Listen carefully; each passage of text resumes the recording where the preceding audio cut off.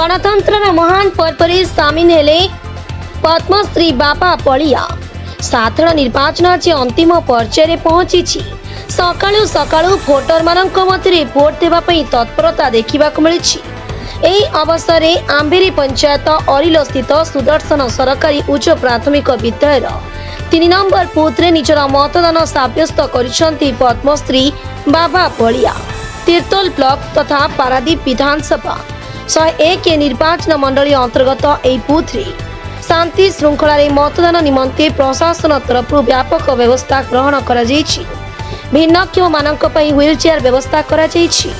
बाबा Palia vote दान करने पर गणतंत्र महान पर्व में समस्ते सामिल होई योग्य प्रार्थी को भोट देवाई देशवासी को आह्वान देते। गणतंत्र यह गोटे महान तंत्र बा महान शासनर प्रतीक। ये देश रे राजतंत्र पर गणतंत्र आसी। गणतंत्र प्रकृत अर्थ होउची उपयुक्त व्यक्ति को कौनसी प्रलोभन रे न पड़ी निजे निज मन को बुझे निर्वाचन कर। अनेक स्थान रे देखा मिलूँ निर्वाचनी हिंसा से सब निर्वाचनी हिंसा ये अगणतांत्रिक कथा।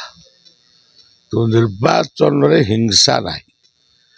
ये जो माने करुचंती ये माने केवल मद्य मादक खाई गोटे माने गोटे नाटक सृष्टि कर।